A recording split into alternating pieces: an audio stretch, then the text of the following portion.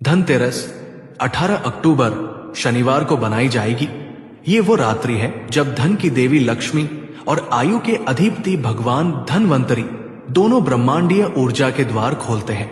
पर यह रहस्य बहुत कम लोग जानते हैं।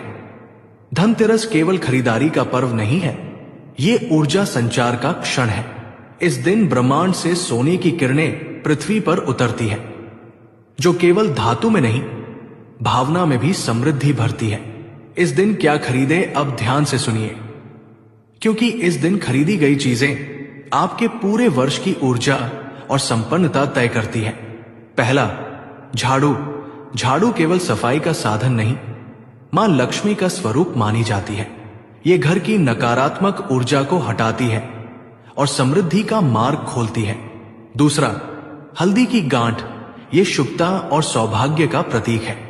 अगर इसे तिजोरी या बटुए में रखें तो ये स्थिर लक्ष्मी का रूप मानी जाती है, यानी धन आता ही नहीं, टिकता भी है। तीसरा, नमक और धनिया सुनने में सामान्य लगते हैं, पर ये घर के अन्न, स्वाद और समृद्धि के प्रतीक है।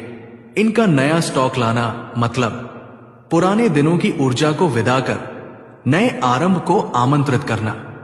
चौथा, सोना, चांदी या धातु के बर्तन जो आपकी सामर्थ्य में हो, चाहे स्टील, पीतल या तांबा। कहा गया है, धातु में लक्ष्मी का वास होता है। यह न केवल भौतिक संपत्ति का प्रतीक है, बल्कि सूर्य और चंद्र की ऊर्जा को धारण करने का माध्यम भी है। धनतेरस केवल खरीदारी का दिन नहीं, ये कृतज्ञता का दिन है। धन के साथ जब धर्म जुड़ता है, तभी असली धनतेरस होती है। तो इस बार जब आप कुछ खरीदे, किसी जरूरतमंद के लिए भी एक वस्तु अवश्य लें, क्योंकि वही बनेगी आपका सबसे बड़ा सौभाग्य।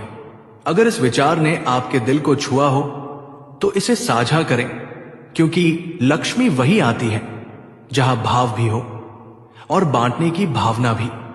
और याद रखें, जो दीप आप जलाते हैं वो केवल अंधकार नहीं मिटाता, वो आपकी कृतज्ञता की लौ भी जगाता है।